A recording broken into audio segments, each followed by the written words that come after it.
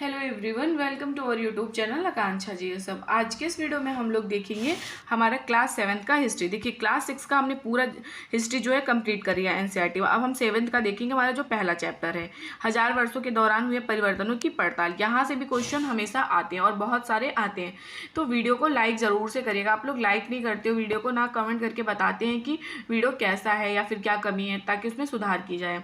तो आप ज़रूर से बताइएगा और लाइक करिएगा, चैनल को सब्सक्राइब करिएगा, क्योंकि आपको पता है बिना एनसीईआरटी पढ़े क्वेश्चंस करना बहुत मुश्किल हो जाते हैं। तो हम एनसीईआरटी पढ़ेंगे, उसके बाद सारे प्रीवियस ईयर क्वेश्चंस कंप्लीट करेंगे।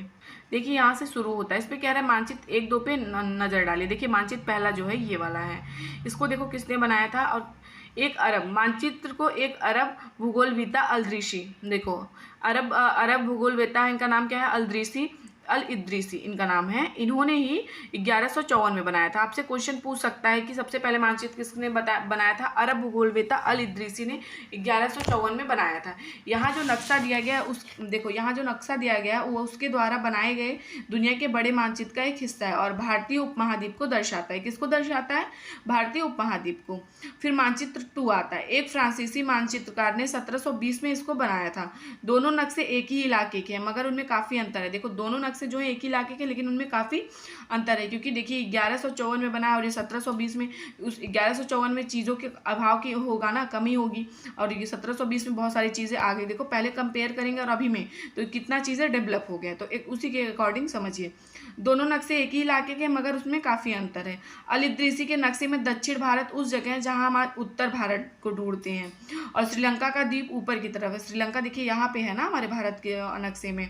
तो और बाकी उसके बाद से, लेकिन अल-इद्रीसी ने जो बनाया था उन्होंने श्रीलंका को कहाँ बना दिया था, उन्होंने श्रीलंका को ऊपर बना दिया था। ये देखिए इस तरह से इन्होंने ऊपर श्रीलंका को दर्शा दिया था।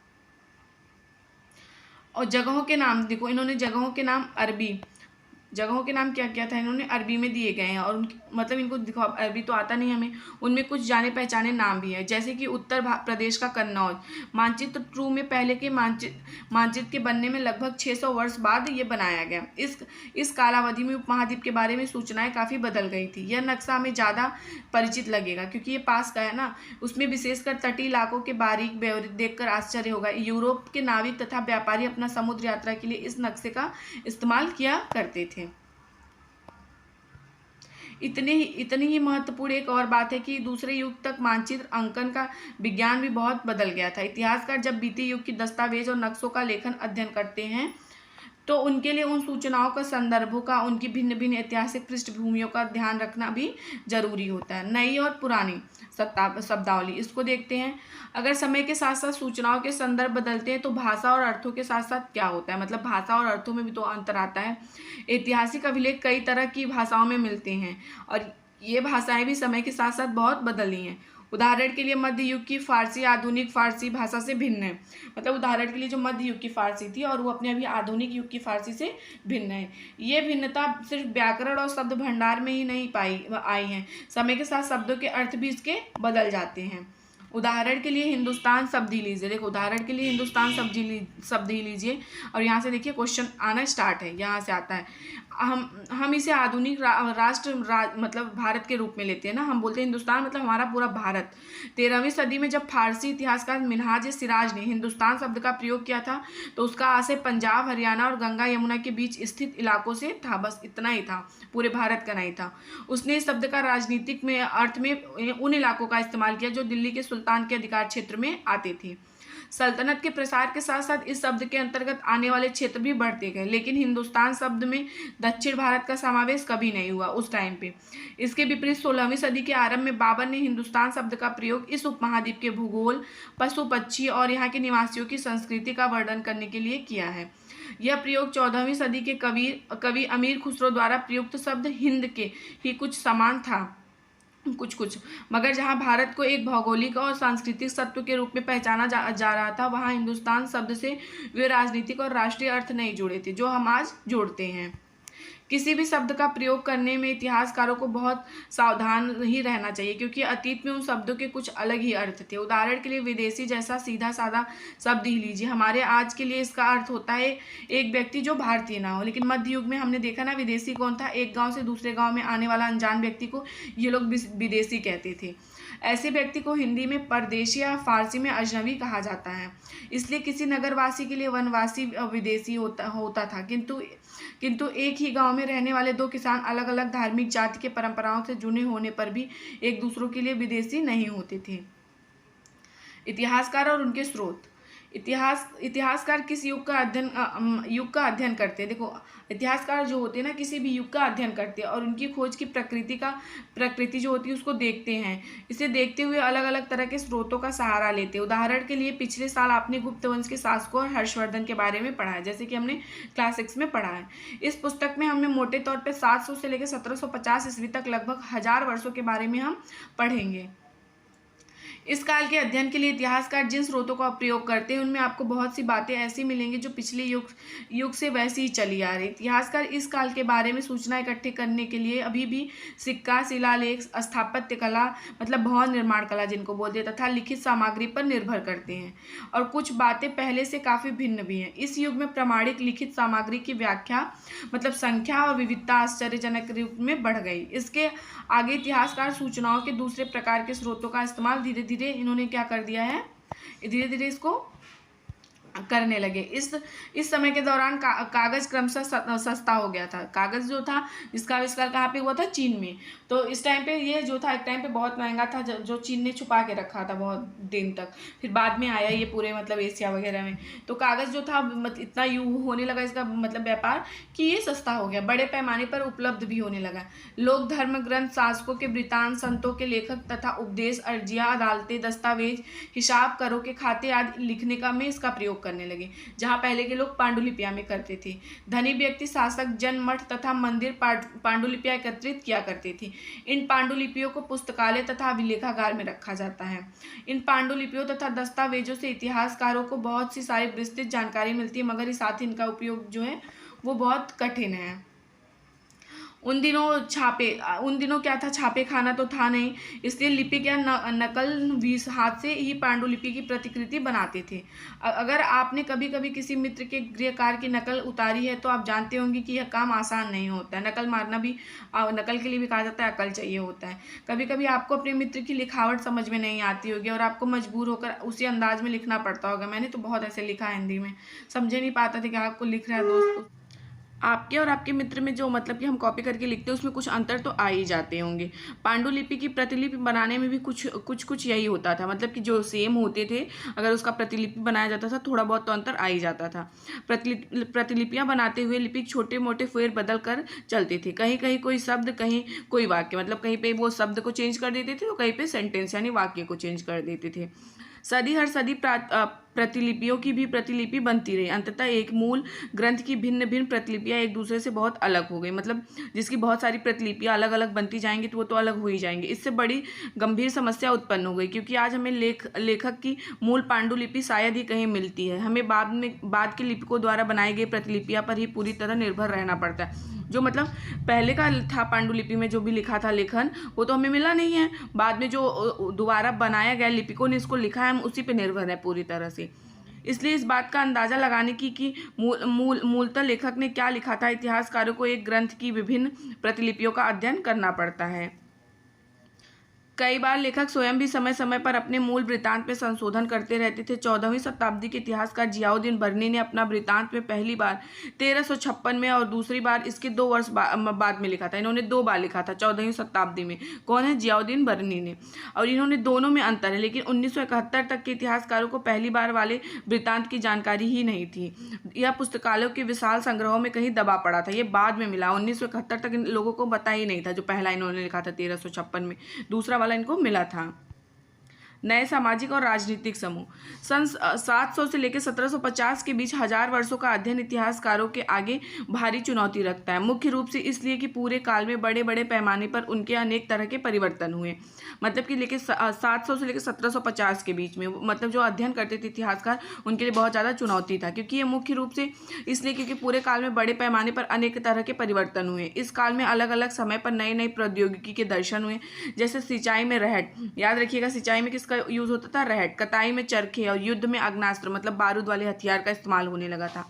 इस उपमहाद्वीप में नई तरह का खान पान भी आया, आलू, मक्का, मिर्च, चाय और कॉफ़ी। ध्यान रहे कि ये तमाम परिवर्तन नई प्रौद्योगिकी और फसलें उन लोगों के साथ आए जो नए विचार भी लेकर आए थे। परिणाम स्वरूप यह काल आर्थिक, राजनीतिक, सामाजिक और सांस्कृतिक परिवर्तनों का भी काल रहा है। इसके बारे में हम देखो कैसे देखेंगे, चैप्टर 5, 6 और 7 में पढ़ेंगे। इस युग में लोगों की गतिशीलता, एक स्थान से दूसरे स्थान पर जाना भी बहुत बढ़ गया था। एक स्थान से एक दूसरे स्थान पर ये लोग युद्ध करने के लिए जाते थे, भ्रमण करने के लिए जाते थे। अवसर की तलाश में लोगों के झुंड झुंड दूर की यात्रा करने लगे थे। इस उपमहाद्वीप में अपार संपदा और अपना भाग्य गढ़ने के लिए अपार संभावनाएं मौजूद थी। इस काल में जिनका महत्व बढ़ा वो थे राजपूत समुदाय। राजपूत का मतलब हो गया राजा का पुत्र, अर्थात जो राजा का बेटा होता है।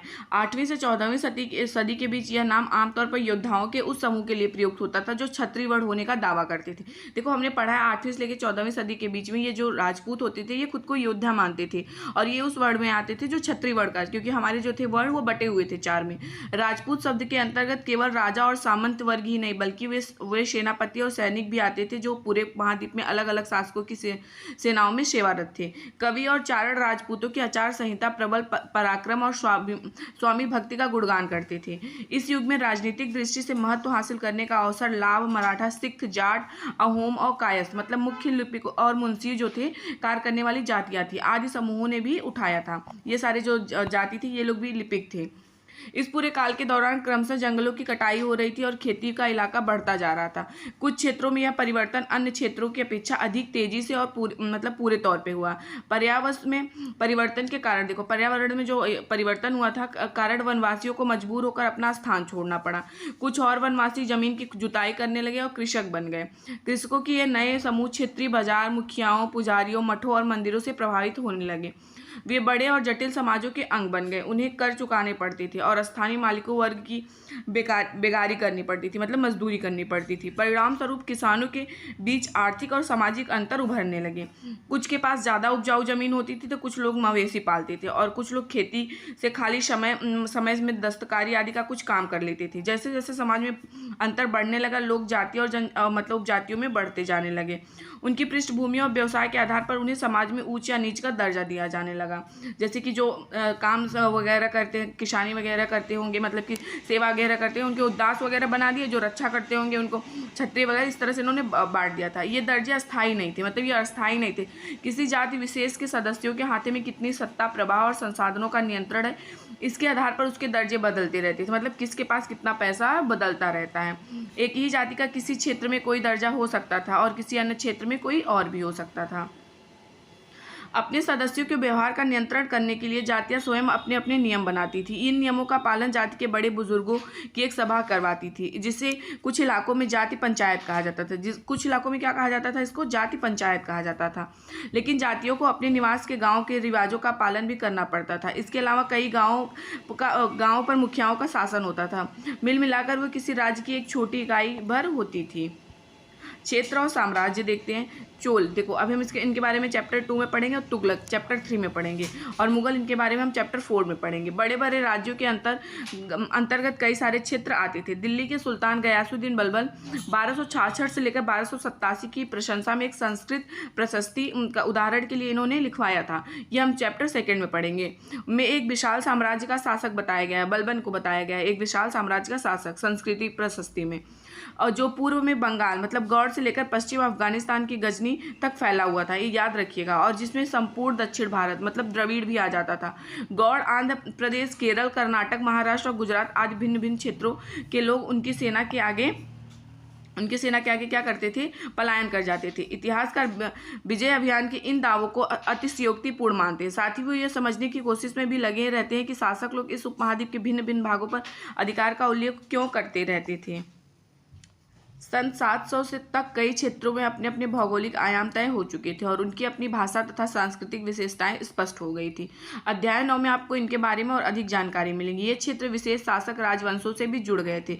इन राज्यों के बीच काफ़ी टकराहटें चलती रहती थी। कभी कभी चोल, खिलजी, तुगलक और मुगल जैसे राजवंश अनेक क्षेत्रों में फैला एक विशाल साम्राज्य खड़ा कर लेते थे। ये सभी साम्राज्य समान रूप से स्थिर या सफल नहीं हो पाते थे। उदाहरण के लिए आप इसको अभी हम चैप्टर 3 और 4 में पढ़ेंगे। इनकी तुलना करनी है। खिलजी और मुगल वंश के शासन में कितनी अवधि तक चले थे, ये सब देखना है। 18वीं सदी में मुगल वंश के पतन के ढलान पे था। देखो 18वीं सदी में मुगल वंश जो था ना, वो मतलब कि पतन पे था। 1707 में जब औरंगजेब की मृत्यु हुई थी, उसके बाद से मतलब कि मुगल साम्राज्य जो है खत्म होने लगा था, क्योंकि लास्ट में यही जो था, कहा जाता है कि यही सबसे अच्छा शासक था।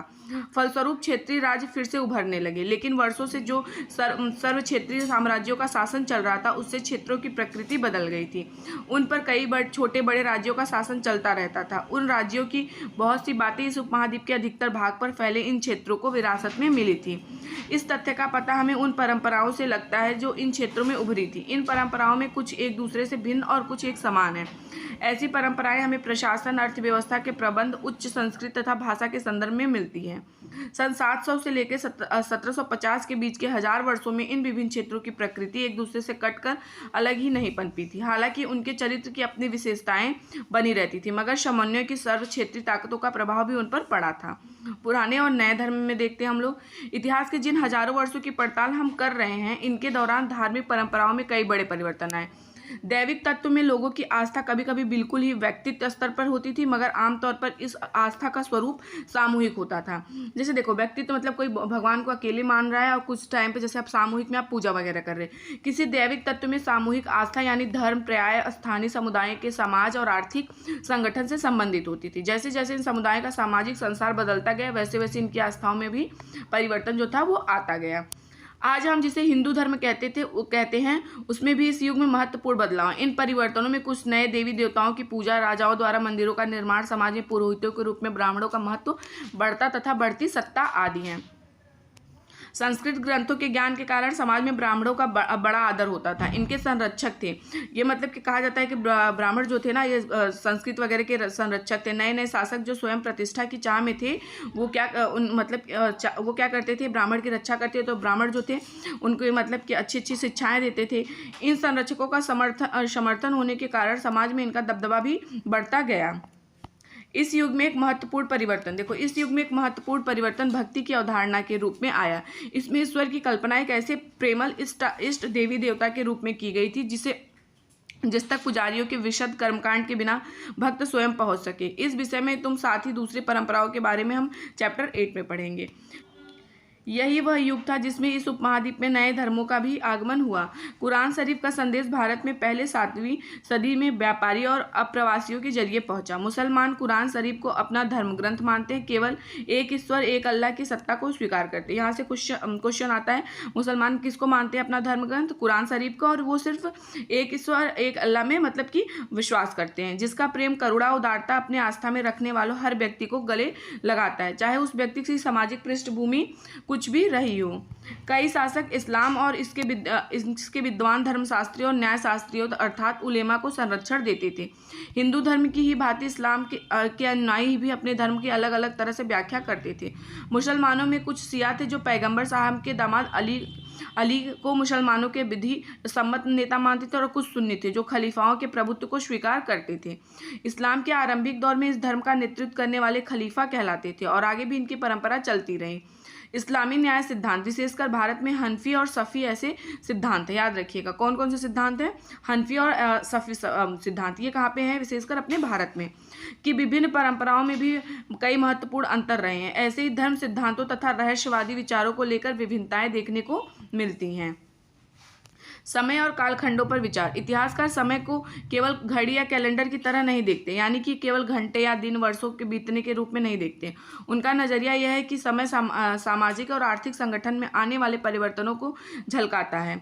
यह दिखलाता है कि विचारों और विश्वासों में कितना स्थायित्व रहा है, कितना बड़ा परिवर्तन है। यदि अतीत को समान विशेषताएं रखने वाला कुछ बड़े बड़े हिस्सों, युगों या कालों में बांट दिया जाए तो समय का अध्ययन कुछ आसान हो जाता है। देखो, अगर हम किसी चीज़ के अध्ययन करते हैं, मान लो कोई बड़ी सी स्पेलिंग हो गई यहाँ से यहाँ तक, अगर हमें याद करना है तो हम उसको थोड़ा थोड़ा करके बांट के याद करेंगे तो याद हो जाएगा। एक बार में हमें ऐसे याद नहीं होता। तो इसी तरह 19वीं सदी के मध्य में अंग्रेज इतिहासकार ने भारत के इतिहास को 3 युगों में बांटा था। देखो ये क्वेश्चन हर बार आता है कि अंग्रेज इतिहासकार जो थे उन्होंने तीन युग में बांटा था। कौन कौन सा था? पहला हिंदू था, दूसरा मुस्लिम और तीसरा क्या था? ब्रिटिश था। यह विभाजन इस विचार पर आधारित था कि शासकों का धर्म ही एकमात्र महत्वपूर्ण ऐतिहासिक परिवर्तन होता है और अर्थव्यवस्था, समाज और संस्कृति में और कोई भी महत्वपूर्ण बदलाव नहीं आता। इस दृष्टिकोण में इस उपमहाद्वीप की अपार विविधता की भी उपेक्षा हो जाती थी।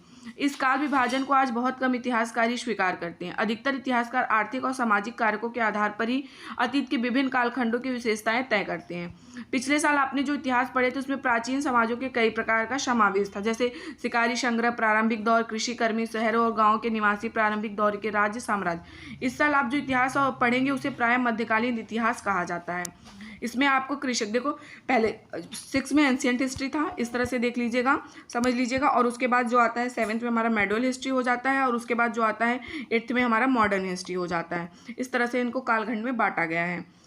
इससे आपको कृषक साम्राज्यों के विस्तार, क्षेत्रीय साम्राज्यिक राज्यों के उदय, कभी कभी तो ग्रामवासियों और वनवासियों की कीमत पर प्रधान धर्मों के रूप में भी हिंदू धर्म, इस्लाम धर्म के विकास और यूरोप से व्यापारी कंपनियों का आगमन के बारे में विस्तार से जानकारी मिलेगी। भारत के इतिहास के 1000 साल अनेक बदलावों के साक्षी रहे हैं। आखिरकार 16वीं और 18वीं शताब्दी में 8वीं या 11वीं शताब्दियों से काफ़ी भिन्न थी। इसलिए इसे सारे काल को एक ऐतिहासिक इकाई के रूप में देखना समस्याओं से खाली नहीं। फिर भी मध्यकाल की तुलना आधुनिक काल से की जाती है। आधुनिकता के साथ साथ भौतिक उन्नति और बौद्धिक प्रगति का भी भाव जो है वो जुड़ा है। इससे आशय यह निकलता है कि मध्यकाल रूढ़िवादी था और इसी दौरान परिवर्तन हुआ ही नहीं। लेकिन हम जानते हैं कि ऐसा नहीं था, बहुत सारा परिवर्तन हुआ था। इन 1000 वर्षों के दौरान इस उपमहाद्वीप के साम्राज्यों में प्रायः परिवर्तन आते रहे। कई क्षेत्रों की व्यवस्था तो इतनी समृद्ध हो गई थी कि उसने यूरोप की व्यापारी कंपनियों को भी आकर्षित करना आरंभ कर दिया। इस पुस्तक को हम पढ़ते समय आप परिवर्तन के चिन्ह तथा सक्रिय इतिहास प्रक्रियाओं पर ध्यान देंगे। तो देखिए ये हमारा जो चैप्टर था ना, यहाँ से ये समाप्त हो जाता है। उसके बाद हमारा नेक्स्ट चैप्टर 2nd होगा। इसको देखने के बाद आप 2nd चैप्टर को भी देखिएगा। अगर आपको नोट्स चाहिए SST का तो आप मुझे कॉमेंट बॉक्स में जो नंबर है उस पर मैसेज करिएगा। नोट्स में पूरे नोट्स भी लिखे हैं, साथ में आपको SST पेडागॉजी का भी नोट्स मिलेगा और नोट्स की प्राइस जो है 21 रुपीज़ है। तो वीडियो को लाइक करिएगा और चैनल को सब्सक्राइब करिएगा, वीडियो को शेयर भी करिएगा और कमेंट करके बताइएगा कि वीडियो कैसा है। Thank you.